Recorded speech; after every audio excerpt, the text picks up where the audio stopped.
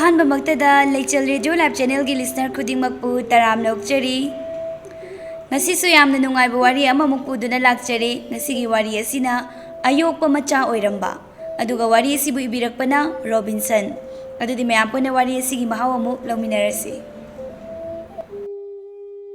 nungthil gi matamni kabok lei sakraba kalen gi maisa marakta kabok pokpa horai Aidine, sininge hairisidi, sininge. Karamba nupano ba, nong hek nan baga yu thaklure. Masida penda dana hojiksu mu yu thake ye. CLPO ye, karamba nupano ba. Asi hairaga kabok lei magi mathau su tauri. Mapuroi ba tombasu kabok lei leiri ba yene kharomda makong adu hairum hairum changlai. Nupia, nang bulupa taradu pirauda. Kadai dagi sel no, ai ba sel pambi uina ubira bro. Oi. Nang si aigi simfuni ne kadai lupa tarapiro piega ma satching laga sanga ageba aduga sak sage makhoi mapa aina se leite haibasi kayarak hai khoi bano kabok legi machanu pia tombidu mama mapana leiriba mafam da changlai mama achapot pio achapot nang so mo horabra napa phawba ngangna bangamdri nang si yausilakla bro Yaroi, achapo leibiyo hairaga. Kari angang ne asok yamna phattaba sibo. Mapa phattabagi machana haibada chap chaida ko. Koinu nupia. Nacha ngang bani. Aiga di paksilakanu hai. Kupak chani ko. Ho yare tajaningdre. Aine inkol semta tawkhige. Nupa nangna tawdrabani ne inkol koibase. Nupi aigi ithau tare dana. Mani Nufi nangina thawnedo asi hairaga tomba makhong adu karan janduna hairum amuk chatki ngasaidagi kapliba angang adusu kabok leina thimjin biduna hairai seto mamana nange chapot leibiduine mamane thabak tawkhigeba adu loiraga leisiko mathangi numitni ayuki matam amada thanil officer naba makhutta bek ama pairaga thorai Tungdana linthoi thanilgi khudang gari pairaga thoraktuna thanilda pirari tamo se imama sangam dhabadu kyam kanangam dabano yam kanangam dabana tida tamo ahal loirakpagi masa sonjilakpani phare ngamdangam dragana ne phone toro chalukhige ko hoi tamo thanil chatkhre linthoi suimung da changki Nakan amada linthoi manama kebidu sophada phamduna nail police sangi asomdana thoiba phone paiduna yengli thoibana phone yenglingai matam sida unknown number ama phone tawrai thoibadu receive tawi Hello kana Ibai ai pibani iche lai bro Oh lei pahalake nayak payu ko Asi hairaga thoiba kebi na lairiba ka da tamna chatli Sisi, pibani phone to raise. Manaw no pa pibani hairakpada kebi na phone to tap mulli. Hello, piba, nayim da thora ba? Thorak tri ise hayeng thorani. Ado ise gi kai liro haino. Nungsi kreda inawgi wahai se tabada. Ho adu buro red color gi sari matik to leirau. Iche na school chatpada set ke. Is masak siga red kaina. Utin de ithokpa manjani ko. Kebi kuchu khara mui primary school da oja su oi aduga thoiba khara pangtak sutak tawi thoiba gi wai sida kebi sauraduna kari banangi do soiroi ko nupa nang haide yam phajai haiba kebi piba da mon silaga piba nache gi nang na hena khangi duni angang machu khangi dana hoi che adudi thamage thamo phone du thamkhre Kebi thoibada dak yengi kebi gi mityeng da thoiba pakhat pa phawraduna mana ani do paiduna phamthaki thoibagi matau sida kebi sawo pharaduna nokthorai kebi gi khunok sida thoiba su kirap tauna maithong adu no fit tawi nangina tau sida aisia saugi khalasu hekta ngamdaba nang saudraba ho saudre chatlo aisa yam thakningi sakhita lolo Hai ki badangai ri thoiba hoi hairaga sakhum jangkhre Nakalamada linthoi makuta chak pukham ising khujai ma paiduna mama ni hipliba ka du da changlai tumduna leiriba mamabu haudo'i. Ima, Ima. Mama sumamit tapna pangi, Linthoi na masapaiduna sagatpiduna ningthizana phamhalli. Ima, chakra chasi na chainjarake. Achamba champut mahi khara haiduna chak adubu toli, aduga mamada inbirami. Mamaugi seba sida mama supen khiduna. Bema, yare. Imaugi seba se ima pele. Isadi yum asigi maunati. Yum asigi icha ningol ne. Ichagi seba sina imagi haksang su yamna kalle. Imagi minungsi amadi, tamogi minungsi aduna ngasi phauba. Aina yum asida nungaina leiba ngamjaribane ima. Phare phare, na thau tawjaruro, ima nge hakta pothage. Monse khara thangalo. Hoi ima. Asi hairaga mon adu Linthoi na sembiduna mamada potha halaga Linthoi magi mathau amuk tawkhri. Numit asigi ahingi matamdani Thanil yumda halakli.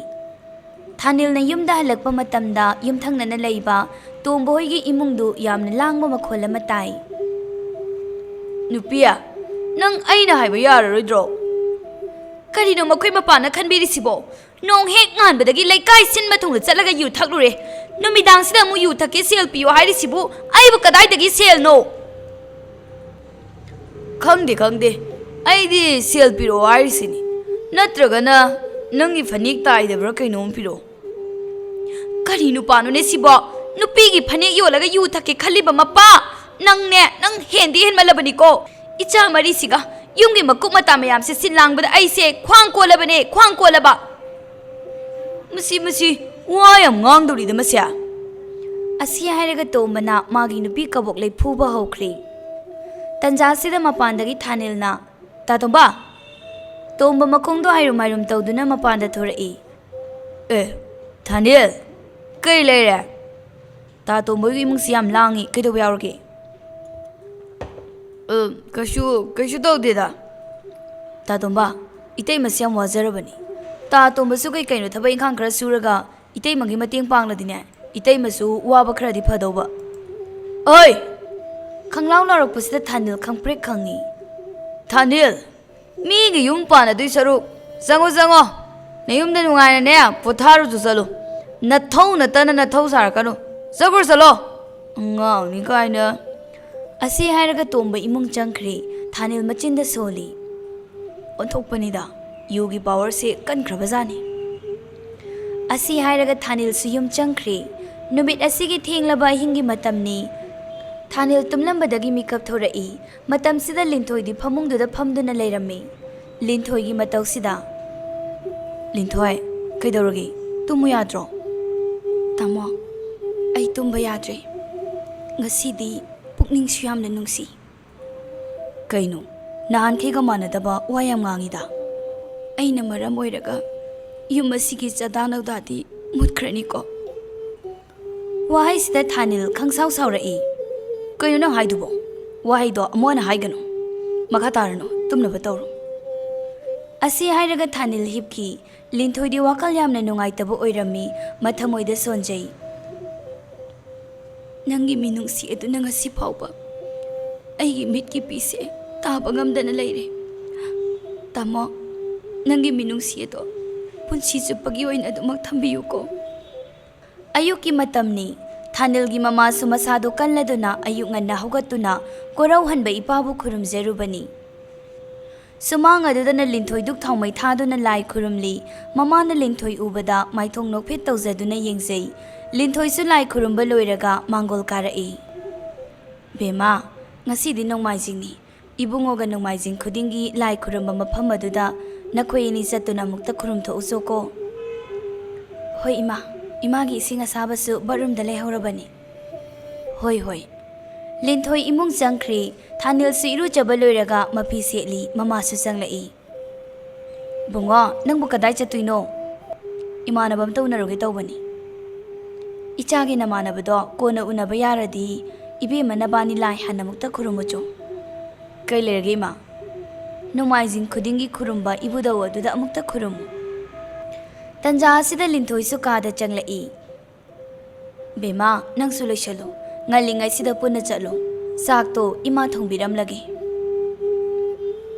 Hoi ima. Tamogi phaizomdo asigi upusida yaubani. Bema pungning changna thamoi sengna nizara uko. Mapu mana ubirabadi isudo soidana phangani. Ima chakhumgi thabak tawrukhige. Hoi ima. Mama do ka adudagi thokre. Linthoi thanil suloisinduna lai khurumba Linthoi ga thanil ga suloisinba loiduna lai khurumba chatkri. Mafam adugi lai sangaduda thanil Linthoi makhoi ani pukning changna lai khurumi. Lai khurumba loiraga thorakpada thanil gi mamanaba phairen ga thingnei. Itaw yam thazadi itaw su lai khurumba lakpro. Hoi itaw aigi deni suri adugi ichagi punsi nungsangnaba mapudani jaba lakpani. Nangidi kamai tawre? Wahai sida thanil khumpham khangdri maithongdu nungaittabagi mata utli. Thanil gi mawong sida phairen su khangladuna kemta khalunuda ado ai bartondi tawraroi chine ekta haire lakliba tang anida sosti tai ngana lakpiu ko. Hoi taw ai soidana laki. Phare taw dudi ai hairuk simta katluge. Hoi taw mamanabagi nungaiba paw tabada thanil na nungaitabagi mawong utlubadu Linthoi uramgani khallubada thanil Linthoi da onsili. Linthoi kaidoragi as kemta khanganu se lao yumalasi. Tamo migi nungaiba paw taraga tamona nungaitabagi mami tariba kaigino kaisu tawdi yumalas lao. Asi hairaga thanil na Linthoi bu thimjin biduna mayum hankri. Matam khara leiraba matung thanil phairengi mayumda mamanaba kharaga phamduna leirami. Matam sida atai mamanaba singdi yu thakli thanildi mapunsigi yu thakpa nupa nati mamanaba marakta phammi haibagi watani saba thakpa mata yaudi. Mamanaba sing wari sum saba haurai nupa amana. Ngasidi aikoi itaw phairengi ani suba machagi sosti sida aikoi amona thingnabase yam nungai. Ado aikoi isa gaidi loi chawre class 6 7 loi kanari. Masida yena nungaitaba hairagana asi hairaga nupa sina thanilda yengi. Nupa sigi mityengda thanil khangi magi maramda wa soidana hairakani. Mamanaba singi wa mayam si taba ngamlaroi khanduna. Itaw aisu pegamta. Yam thazadana yu thakya hairakpasida punminariba mamanaba makhoi mari thanilda ingangakna yengi. Thanil yu bottle adubu tapaiduna tangkhaimuk thaksinkhri. Punsige amukta thaktaba oibana thanil nisa khaiba haurai yu ngaufi tawduna hairai. Hayo koino noi hainingise. Thanil gi yu ngaubagi tanja se lauduna ibomcha kauba nupa amana. Itaw nupa oina poklaga nupa thoktabase aikhoi yam hainade. Nupi thiraba icha leraba aikhoi nupi na mathong chadraba sai ekta thabine. Mamanaba manamo kanaroi sahi tare subna yum palaba nangna hauzik fawba namitana chawba phangdaba aise ikai ningai ni. Yadre khangaba nupidudi mapamda sathindoko anauba mawong thisi kaino. Mane akhoi tawna hairise yam chungba wafamni. Thanil nang wakhal amadi khanba faiye. Mayam na ngangliba wasing si thanil tumina tasili nupa amana mu makha tarai. Ito na bu yumda lairiba nufido tanthokpa ngamni hairadi nufigi wadi kemta khalluno aikoi mayam fanaba singai. Thanil wa amata haide phuk hawgoli. Mayam warauba yadeko ai halame. Asi hairaga thanil chatkri leihoriba nupa amana. Mazi matau di soidana tawrni khangi. Kadaidagi manabu kai tawduna he nupa thokidraba minemni. Makoi wari sanabasi thanil na sonthangana tai magi kardu thauduna thanil mayum tamna chatkri. Numidang wairamgi matamni thanil mayumgi sumangadada gari thauzilai break khangpha phai. Break phabagi makhol se tabada Linthoi su mapanda perperp thorai. Thanil gi gari dagi kumakpada Linthoi na manak changsilui matam sida yu manam nambaduda. Tamo kaino tawbirisibo? Ay nang wa ngangana nasaktu yengde pairagado.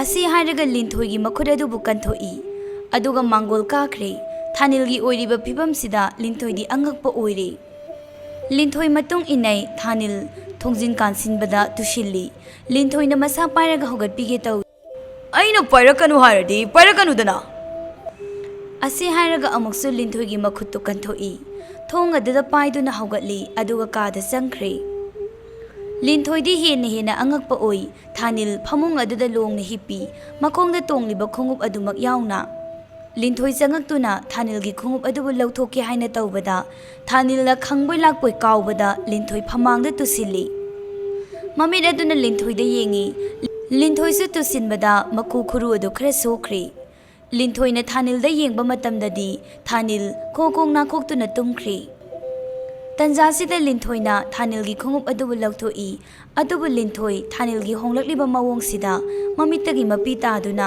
ꯂꯨꯅ ꯀꯞꯆꯩ ꯅꯨꯃꯤꯠ ꯑꯁꯤꯒꯤ ꯅꯨꯃꯤꯗꯥꯡꯒꯤ ꯃꯇꯝꯅꯤ ꯆꯥꯛꯈꯨꯝ ꯑꯗꯨꯗ ꯂꯤꯟꯊꯣꯏ ꯆꯥꯛ ꯊꯣꯡꯅꯅꯕ ꯁꯦꯝ ꯁꯥꯔꯝꯃꯤ ꯃꯃꯥꯁꯨ ꯃꯌꯨꯝꯗ ꯍꯜꯂꯛꯇꯨꯅ ꯆꯥꯛꯈꯨꯝꯗ ꯆꯪꯂꯛꯏ ꯃꯈꯨꯠꯇ ꯆꯦꯔꯪ ꯈꯥꯎ ꯃꯆꯥ ꯑꯃꯁꯨ ꯄꯥꯏ ꯕꯦꯃꯥ ꯁꯤ ꯂꯧꯁꯜꯂꯨ ꯉꯥꯅꯤ ꯅꯅꯦ ꯇꯣꯝꯕꯤꯅ ꯄꯤꯔꯛꯄꯅꯤ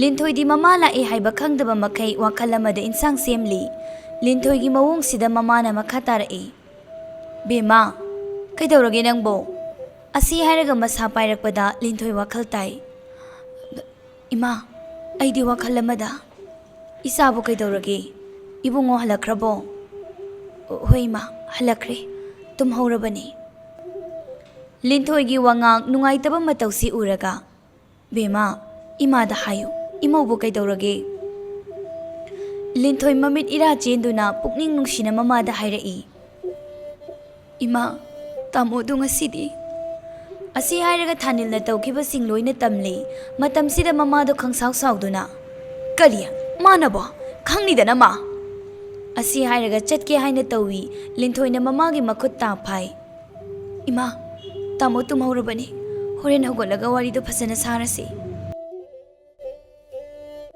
ꯃꯕꯨꯛꯅꯤꯡ ꯅꯨꯡꯁꯤꯅ ꯈꯣꯟꯖꯦꯜ ꯇꯞꯅ ꯍꯥꯏꯔꯛꯄꯁꯤꯗ ꯃꯃꯥꯒꯤ ꯑꯁꯥꯎꯕꯗꯨ ꯐꯔꯗꯨꯅ ꯐꯔꯦ ꯑꯗꯨꯗꯤ ꯍꯣꯔꯦꯟ ꯃꯥꯅ ꯍꯧꯒꯠꯂꯒ ꯏꯃꯥ ꯋꯥꯔꯤ ꯐꯖꯅ ꯁꯥꯔꯒꯦ ꯏꯃꯥꯁꯨ ꯆꯠꯊꯣꯛꯎꯕꯒꯤ ꯍꯛꯆꯥꯡꯁꯦ ꯁꯣꯟꯖꯤꯟꯕꯒꯨꯝ ꯇꯧꯏ ꯏꯃꯥ ꯉꯥꯏꯍꯥꯛ ꯄꯣꯊꯥꯔꯨꯒꯦ ꯅꯪꯅ ꯊꯧ ꯇꯧꯖꯔꯣꯀꯣ ꯑꯁꯤ ꯍꯥꯏꯔꯒ ꯃꯃꯥꯗꯨ ꯆꯥꯛꯈꯨꯝꯗꯒꯤ ꯊꯣꯛꯈ꯭ꯔꯦ ꯂꯤꯟꯊꯣꯏ ꯃꯥꯒꯤ ꯃꯊꯧꯗ ꯄꯨꯛꯅꯤꯡ ꯆꯪꯈ꯭ꯔꯦ ꯃꯊꯪꯒꯤ ꯅꯨꯃꯤꯠꯅꯤ ꯑꯌꯨꯛꯀꯤ ꯃꯇꯝꯗ ꯊꯥꯅꯤꯜ ꯃꯐꯤ ꯅꯥꯟꯅ ꯁꯦꯠꯇꯨꯅ ꯃꯄꯥꯟꯗ ꯊꯣꯔꯛꯏ ꯃꯥꯡꯒꯣꯜ ꯑꯗꯨꯗ ꯃꯃꯥ ꯐꯝꯗꯨꯅ ꯂꯩꯔꯝꯃꯤ ꯊꯥꯅꯤꯜ ꯎꯕꯗ ꯉꯥꯏꯈꯣ ꯀꯗꯥꯏ ꯆꯠꯀꯗꯕꯅꯣ ꯊꯕꯛ ꯆꯠꯂꯨꯒꯦ ꯑꯣꯐꯤꯁ ꯃꯇꯝ ꯋꯥꯠꯂꯤꯅ ꯑꯣꯐꯤꯁ ꯅꯠꯇꯦ ꯃꯤ ꯑꯃ ꯎꯅꯔꯨꯒꯦ ꯊꯥꯅꯤꯜ ꯀꯔꯤꯅꯣ ꯏꯆꯥꯅ ꯊꯥꯖꯗꯅ ꯍꯣꯡꯂꯛꯂꯤꯕ ꯃꯇꯧꯁꯤꯕꯣ ꯏꯃꯥ ꯑꯩꯕꯨ ꯀꯩ ꯑꯍꯣꯡꯕ ꯂꯩꯔꯒꯦꯅꯦ ꯈꯪꯅ ꯈꯪꯁꯤꯟꯅꯗꯕ ꯇꯧꯒꯅꯨ ꯅꯄꯨꯟꯁꯤꯒꯤ ꯌꯨ ꯊꯛꯇꯕ ꯅꯪꯅ ꯉꯔꯥꯡ ꯌꯨ ꯉꯥꯎꯋꯦ ꯍꯥꯏꯔꯤꯁꯦ ꯀꯩꯒꯤꯅꯣ ꯑꯗꯨꯗꯤ ꯏꯃꯥꯟꯅꯕꯁꯤꯡꯅ ꯌꯥꯗꯕꯗꯒꯤ ꯊꯛꯈꯤꯕꯅꯤ ꯅꯃꯥꯟꯅꯕ ꯀꯌꯥ ꯄꯨꯜꯂꯁꯨ ꯌꯨ ꯊꯛꯇꯕ ꯅꯪꯅ ꯉꯔꯥꯡꯅ ꯀꯩꯒꯤ ꯊꯛꯏꯕ ꯏꯃꯥꯅ ꯌꯥꯝ ꯈꯪꯅꯤꯡꯂꯒꯅ ꯅꯃꯧ ꯅꯨꯄꯤꯗ ꯍꯪꯉꯣ ꯑꯁꯤ ꯍꯥꯏꯔꯒ ꯊꯥꯅꯤꯜ ꯃꯥꯡꯒꯣꯜꯗꯒꯤ ꯀꯨꯝꯈ꯭ꯔꯦ ꯍꯥꯏ ꯉꯥꯏꯈꯣꯅꯦ ꯅꯪꯕꯣ ꯏꯕꯨꯡꯉꯣ ꯅꯥꯀꯜ ꯑꯃꯗꯅ ꯊꯣꯏꯕ ꯀꯦꯕꯤ ꯃꯈꯣꯏ ꯑꯅꯤ ꯍꯣꯁꯄꯤꯇꯥꯜ ꯆꯠꯂꯨꯔꯒ ꯃꯌꯨꯝꯗ ꯍꯜꯂꯛꯏ ꯃꯥꯡꯒꯣꯜ ꯀꯥꯔꯛꯄꯗ ꯀꯦꯕꯤꯅ ꯅꯨꯄꯥ ꯉꯁꯥꯏ ꯗꯣꯛꯇꯔꯅ ꯀꯩ ꯍꯥꯏꯔꯛꯀꯦ ꯏꯃꯨꯡꯗ ꯍꯥꯟꯅ ꯑꯝꯇ ꯆꯪꯈꯤꯁꯤ ꯑꯗꯨꯒ ꯍꯥꯏꯒꯦ ꯑꯁꯤ ꯍꯥꯏꯔꯒ ꯏꯃꯨꯡ ꯆꯪꯈ꯭ꯔꯦ ꯀꯦꯕꯤ ꯁꯣꯐꯥꯗ ꯒꯤꯠ ꯐꯝꯃꯤ ꯊꯣꯏꯕ ꯃꯥꯒꯤ ꯀꯥꯗ ꯆꯪꯒꯦ ꯇꯧꯏ ꯅꯨꯄꯥ ꯗꯣꯛꯇꯔꯅ ꯀꯩ ꯍꯥꯏꯔꯛꯀꯦ ꯍꯥꯏꯕꯅꯦ ꯊꯣꯏꯕ ꯀꯩꯝꯇ ꯈꯨꯝꯗꯅ ꯇꯨꯃꯤꯟ ꯀꯥꯗ ꯆꯪꯒꯦ ꯇꯧꯏ ꯊꯣꯏꯕꯒꯤ ꯂꯨꯁꯝꯗ ꯇꯥꯞ ꯄꯥꯏꯔꯒ ꯆꯤꯡꯏ ꯁꯣꯐꯥꯗꯨꯗ ꯒꯤꯠ ꯐꯝꯍꯜꯂꯤ ꯅꯔꯣꯟ ꯆꯨꯝꯃꯣ ꯗꯣꯛꯇꯔꯅ ꯀꯩ ꯍꯥꯏꯔꯛꯀꯦ ꯍꯥꯏꯕ ꯊꯣꯏꯕ ꯄꯦꯔꯤ ꯇꯧꯔꯒ ꯍꯤꯡꯆꯥꯕꯤ ꯅꯪꯕꯨ ꯀꯔꯝꯕ ꯅꯨꯄꯤꯅꯣ ꯍꯥꯏꯔꯛꯑꯣꯕ ꯅꯨꯄꯥ ꯅꯪꯕꯣ ꯑꯩ ꯁꯥꯎꯔꯛꯇꯣꯏꯅꯤꯀꯣ ꯅꯪ ꯑꯣꯏꯅ ꯆꯩ ꯆꯥꯅꯤꯀꯣ ꯑꯩꯅ ꯐꯖꯅ ꯍꯥꯏꯒꯦ ꯍꯥꯏꯔꯦꯗꯅ ꯀꯣꯛꯀꯥꯁꯤ ꯂꯣꯏ ꯆꯤꯛꯏ ꯍꯤꯡꯆꯥꯕꯤ ꯍꯥꯏꯁꯤꯅꯤ ꯋꯥꯆꯣꯏ ꯉꯥꯡꯗꯅ ꯂꯩ ꯁꯠ ꯍꯥꯏꯔꯣ ꯊꯣꯏꯕꯒꯤ ꯃꯅꯥꯗꯣ ꯄꯥꯏꯔꯒ ꯂꯩꯊꯠꯂꯤ ꯑꯣꯏꯃ ꯍꯤꯡꯆꯥꯕꯤ ꯅꯥꯒ ꯂꯣꯏꯅ ꯇꯠꯄ ꯇꯥꯔꯦ ꯍꯥꯏꯒꯦ ꯍꯥꯏꯔꯦꯗꯅ ꯍꯥꯏꯒꯦꯕ ꯊꯥꯗꯣꯛꯑꯣ ꯍꯥꯏꯗ꯭ꯔꯤꯕ ꯐꯥꯎꯕ ꯊꯥꯗꯣꯛꯑꯣꯏ ꯍꯣ ꯑꯗꯨꯕꯨꯔꯣ ꯅꯪꯁꯦ ꯃꯃꯥ ꯑꯣꯏꯔꯅꯤ ꯍꯥꯏꯔꯛꯏ ꯍꯥ ꯑꯁꯦꯡꯕ ꯑꯩ ꯃꯃꯥ ꯑꯣꯏꯔꯗ꯭ꯔꯣ ꯑꯁꯤ ꯍꯥꯏꯔꯒ ꯍꯔꯥꯎꯃꯟꯈꯤꯗꯨꯅ ꯀꯦꯕꯤ ꯐꯟ ꯍꯦꯛ ꯆꯣꯡꯉꯤ ꯁꯣꯏꯔꯦ ꯅꯨꯄꯤ ꯃꯥꯡꯕ ꯇꯥꯔꯦ ꯀꯥꯎꯏꯍꯦ ꯃꯤꯀꯨꯞꯁꯤꯗ ꯀꯦꯕꯤ ꯃꯊꯃꯣꯏꯗꯨ ꯅꯧꯊꯣꯛꯄꯒꯨꯝ ꯇꯧꯏ ꯈꯣꯟꯖꯦꯜꯗꯨ ꯅꯧꯔꯗꯨꯅ ꯅꯨꯄꯥ ꯇꯥꯏꯌꯦ ꯃꯈꯣꯏ ꯃꯄꯥ ꯍꯥ ꯀꯩ ꯍꯥꯏꯕ ꯑꯃꯨꯛꯀ ꯀꯧꯔꯣ ꯍꯣ ꯃꯈꯣꯏ ꯃꯄꯥ ꯅꯨꯡꯁꯤꯅ ꯀꯧꯔꯛꯄꯁꯤꯗ ꯊꯣꯏꯕꯗꯤ ꯀꯞꯂꯤ ꯀꯞꯂꯤ ꯇꯧꯔꯤ ꯇꯥꯕ ꯐꯪꯂꯔꯣꯏꯗ꯭ꯔꯥ ꯈꯜꯂꯝꯕ ꯃꯈꯣꯏ ꯃꯄꯥ ꯍꯥꯏꯕꯗꯣ ꯉꯁꯤꯗꯤ ꯇꯥꯕ ꯐꯪꯉꯦ ꯄꯦꯜꯂꯦ ꯑꯩ ꯄꯦꯜꯂꯦ ꯍꯣ ꯂꯩꯀꯥꯏ ꯂꯩꯀꯥꯏ ꯉꯁꯤꯗꯒꯤ ꯑꯩꯁꯨ ꯃꯄꯥꯒꯤ ꯃꯤꯡꯊꯣꯜ ꯐꯪꯂꯅꯤꯌꯦ ꯑꯩ ꯃꯄꯥ ꯑꯣꯏꯗꯣꯔꯦ ꯍꯦ ꯉꯥꯎꯕ꯭ꯔꯣ ꯀꯦꯕꯤꯅ ꯈꯪꯂꯥꯎ ꯂꯥꯎꯔꯛꯄꯁꯤꯗ ꯊꯣꯏꯕ ꯈꯪꯄ꯭ꯔꯦꯛ ꯈꯪꯉꯤ ꯀꯩ ꯅꯨꯄꯥꯅꯣ ꯅꯪꯕꯣ ꯅꯪꯅ ꯋꯥꯕꯤꯒꯗꯕ ꯅꯠꯇꯕꯅꯤꯅ ꯃꯈꯦꯜ ꯌꯥꯝ ꯂꯥꯡꯉꯦꯅꯦꯅ ꯍꯔꯥꯎꯗ꯭ꯔꯗꯤ ꯀꯩꯅꯣ ꯆꯍꯤ 11ꯒꯤ ꯃꯇꯨꯡꯗ ꯑꯁꯤꯒꯤ ꯃꯤꯀꯨꯞꯁꯤꯅ ꯂꯥꯛꯄꯗ ꯀꯩꯒꯤ ꯍꯔꯥꯎꯔꯣꯏꯗꯣꯏꯅꯣ नुपा वाहाइगे मुन्ना ताओ हौजिकते आई थबक अमत्ता तौबा याद्रे युमगी थबक मखै नंगना लोइना तौगदबा फिसु फिसामबा चाक थोंगबा आई अमत्ता तौरोइको इस सक्ता असिगा हाना माना याम तौबगी टाइपता होइबेमा नंगबु युमसिगी करी थबक पु तौगे हो अदु ओइरसु आइना थबक तौरगा सियमुक सोइरदी हाइदे हाइगनो दुमाइना थबकतिने आइना दुम तौरगा लाइदुबु नाकल अमरोमदना यु ngaउबा तोंबा लंबी सोरोकता लाउ लाउदुना चटली मनिंगदना थानिल मागी कारदु थौरई तुंगदा होर्न याम कन्ना खोंगी तोंबा करिसु थौसादे थानिल गारीगी थोंनाउदगी लिथोक्तुना येंगी तोंबा मानबसिदा गारीदो खामदुना तोंबगी मनाक चंगसिली ता तोंबा कइनो तोइसिबो कइनो तौबा आइडिया असि हारगा तुंगफत लैथुरई थानिल लोइरंबदुदा आइजुने मखोल अमा ताबगी येंबने असे हारगा तुंगफत लैथोई थानिल लोइरंबदा थानिल नंग ओइरे अतोपगा ओइरदि हुमजिनगे तौनी तादोंबा आई थिनबिरमगे आइगी गारीदा पुन्ना चक्रस फैहे नुंसानगा साबने नंगी गारी मनुंगदा एसीगा थारगा nghaktangbu पोथागे तोंबा थानिलगी गारीदा काखतख्रे थानिल ड्राइवर सीट फमदुना गारी थौबा हौई थानिल नंग तातोंबा वामता हाइगिना हायो तातोंबा नंगबु दुमाइना कयाम कुइना लैदुइनो कइनो हाइसिबो तातोंबा अतै नतेदा कुइरेदना नंगा लिंथोइगा लेमिनाबा सही 8 फु हेलमनिदा हौजिक फावबा नचासु यावदे नंग आइरा नथंदा पोपनी तुंगीसु खरा खल्लो हाय थानिल वांगांगदे तोंबा मखा तारई थानिल वखल मुन्ना खल्लो इनेदुसु मसु पामलमगनी नुंसी हाइदुना सागै मुतकदबा महाक्तो युमदा सुम लैरदि नंगसु ननिंग थोंगलोय असमना वारी साना साना लाकपना मयुम यौरकली यारे यारे ऐसिदा कुमहौरगिको असे हाइरगा कुमहौरे थानिलसु गारीदा सुमांगदा थौजिली मखुता बेग अमा पाइरगा इमुंग चंख्रे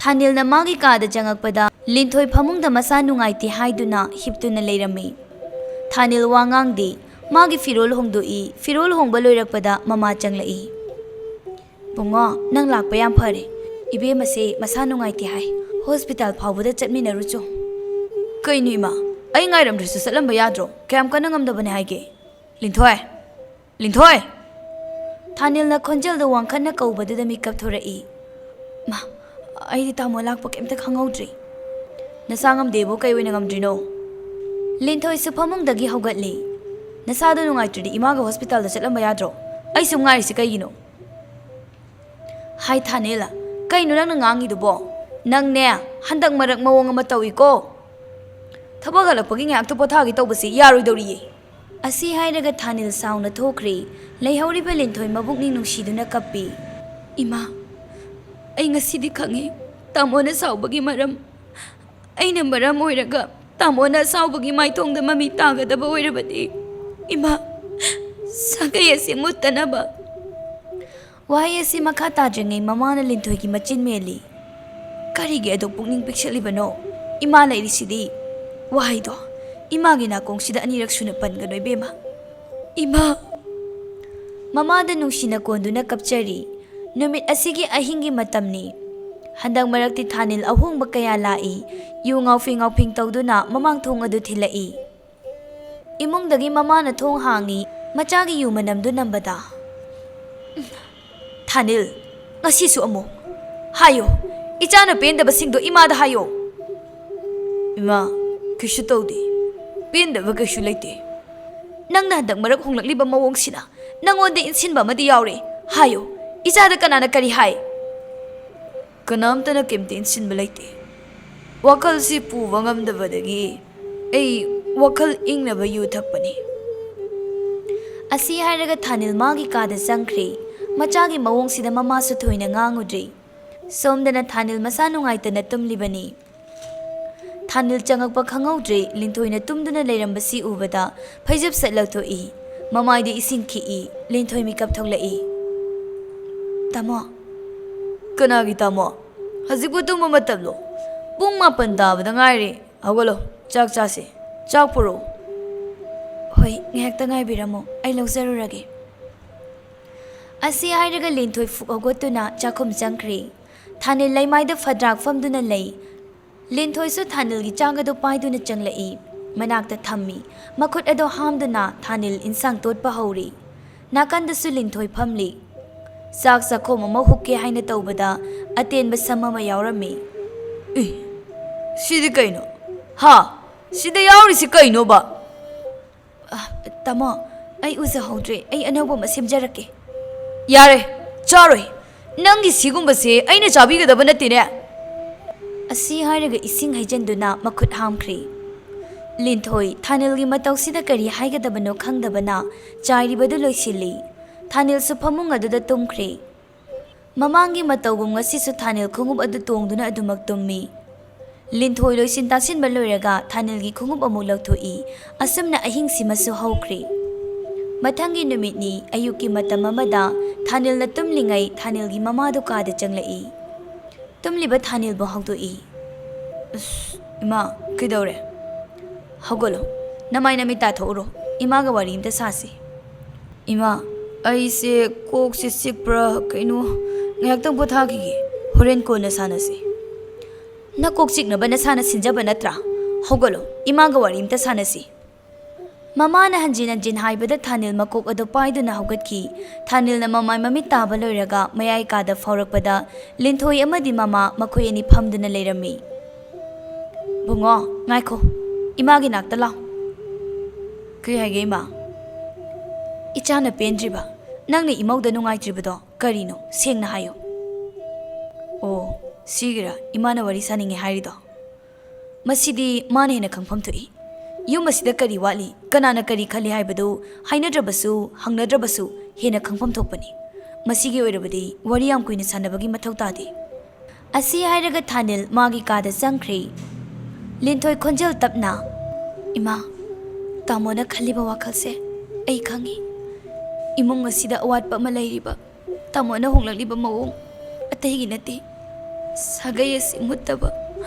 Bema, ima khangi. Imawgi wakalon su ima na khangi. Mana bu pamlabadi magi apambada ima su thingoi. Adubu, yum asigi yumburi embidi nangni. Nang yum asida adumak laigatabani. Ima, Nungthilgi matamni Thanil amadi mamanaba kharaga punduna yu thaklami. Matam asida nupa amana. Itaw, munna khalo. Itaw na bu okay hairaba. Lakadoriba mahakto. Khudakta dum. Noin hairdo yam chumi. Adubu aini isagi ithau pangba ngamdrise. Yumduda kulliba huido hana tanthokta bayaroi. Era, aduk laibadubu kaino. Magi kongthang kuding asoiba kuding thiti dunang ngangba chaiba yadragana phuba. Mamana basigi wahai sida Thanil wakalama khalai. Fairena. Nang siyam na hawari. Government gi thaba amasu tawi. Naral na tumaira watpa nate. Nupi gi wadi kemta khaluno. Itaw na okay hardi yare haisini. Nupa amana mo hairai. Itaw, aikhoina itaw gi yung kaina ba haibadi nate. Lemhauri ba itaw gi punsido marik mahang thokna leheningbagi haizabani. Hoi, ai wakhal tare. Yada yadragana yanabu paithiba tabani. Numida sigi numidang wairamni. Thoiba kebi makoi linthoi gi mayumda lai. Imung duda linthoi kebi thoiba Thanil mama makoi mari wari sanai. Ibema, nana masandakti mama gi mingthol phangdore. Kaino nupa nang haidubo inegi mamangsida ikaidro. Kai ikaidino achuma haibaba. Kaide. Nakhoi anigi nusibana tausi uragane inedi penjaribani. Kebiya thadi kaya hairaba. Tha marida ngari daine. Makhoi ahumna nungaiba wari sabada Linthoi di mathamoida nungaitaba phauri. Linthoi, nangbo kaidorage nasaga nungaitrabo. Kaisu tawti dainama. Thoibana makha tarai. Ibema, handakti tachoksu wakhal yamna nungaire. Ado tai lairi ningol chakaubusu kuidre ichangi apamba ma nabungda hairo. Tachongna nachangi ne na tambibado aduna dum yare. Hai, nang tachongna hairing asida apambado hairo. Inama sondakti isawai sangrabanina ne chakaubu chatlaroi. Inama tachau ngasi na khoi nigi nungaiba pausi taraga aibusu mamon minok tamjaningi. Tanjasida Thanil yu ngaufing tawraga changai. Ivai wai lapirame. Fambiyu. Asi hairaga Thanil magi kada sangkhri. Kaino Thanil tawrisibo. Mabana sumai tawbro. Linthoi mabungni nungsina kapli. Tachau nachanda pige haiba khudoldo tamona momon minok tamnaba. Bibung nungda sagaya sige mitam amatani pibirambo. Tachau nachanda pige haiba khudoldo tamona momon minok tamnaba. Bibung nunga sida sagaya sige mitam amatani pibirambo tachau. Linthoi gi thamoi sokpa wahai sida khangi Thanil gi ahong basi karino haiba. Machan gi wahangi paukhum piba ngamda thoiba tumina laikhri. Ayuk ki matamni Linthoi mangol waitai duna leirame. Thanil su thabak ama chatkya haiduna thorai. Linthoi na waitai ba uraga. Kaino nang toise? Aina thabak chalamdai da natrabadi nang waitai bagi matam leitabro. Linthoi wangangdi nuracha phu aduna maningda losili. Nangna sumai tawradi aina chathokpada kamai mangol oitiba. Asi hairaga tungda loliba nuracha phudu tapai aduga Linthoi de ising haijali. Khangbra waidi am taining khodana tayhoro. Thanil yam phingna chatkhri. Linthoi Thanil gi mawong asina thamoi sokpa haibadu oire. Asamna nongma gi Linthoi bu Thanil na tapna hainadaba nungsidaba helaklami. Thanil gi mama su macha gi matau sida awaba madi oire. Linthoi bu themjinba natana karisu pai leite. Nongma Thanil gi mama na luhongba ma chathokhiba ahingi matam amada Thanil gi mama na basingi sangoida party tawduna pulli. Chana thaknaba Linthoi na chakum da sinlangli asomdana sangoi aduda. Itaw, ngasi di pung pene pele hei. Chana badubu loi trisala. Linthoi! Konjel do khara hongna imong lomdon silaga kaubani. Linthoi su makhuta chana ba yawba plate ama pairaga thorai. Chana ba khajik semabu du kuiri du kaigino. Hai, chabok ta biya. Nangna tawbu kayam jugo chani ge. Thamu table sida. Chango. Yerum kharaga horo. Linthoi wangangdi tumin changki. Ito, kaino nang haidubo. Angang sinungai tana changkri. Ish, aina haido yam walibani. Mi oina hingjai haibagi wani. Kanadraba punsinida. Kanade, haijalo. Ngasidi fena ngaukhayo hai. Ta, wafam am tawdongsage ba. Kaino, hekta hayo. Nupaga nupiga onsinaraga khana chainadui saruk amase kok tanthokro. Aikoina siliba nupido laage haibana khangba ngamdrabani. Nupa amana mu makha tarai. Silaina laina kok pusi loire adusu itawna yade. Faide na mu makha tarai. Haji aikoigi su icha chawri. Itawna ji fawba namitana chawudana lei. Ita nupi du pusi laba maraina mathanda dum chachakrasani. Aidi nakoine na khangiduni. Ayetpa choyena ba laina thabak se hatu pangthokte. Hoi de hai nupi macha am khak tan thokbu thabak oina. Wai si haiba loidringai Linthoi makhoi gi manakte yerum plate paiduna lepani. Linthoi ngasai makai wangang lamdabadusu sauningba phauraduna. Tada khoi mayam migi yum kaigadaba waridi swaisida sanabigano. Mafamse nakhoi gumbana mangthokpa yaba mafam nate. Ahal laman paliba asingba laisangni. Thanil Linthoi da fat yenglai. Ai Kanadraba nang leibadagi mafamse pungmang mangabani ne. Faire na makha tarai. Ito, ꯑꯩꯈꯣꯏꯗꯤ ꯅꯪꯒꯤ ꯐꯅꯕ ꯍꯥꯏꯕꯅꯤ. ꯑꯗꯨꯕꯨ ꯉꯁꯤꯗꯤ ꯌꯥꯝ ꯊꯤꯅ ꯏꯀꯥꯏꯔꯦ. ꯏꯆꯟꯒꯤ ꯋꯥꯍꯩꯁꯦ ꯈꯔ ꯀꯟꯕ ꯃꯥꯜꯂꯤ. ꯏꯇꯥꯎ, ꯑꯝꯇ ꯇꯞꯊꯈꯣ. ꯑꯩ ꯇꯧꯒꯦ.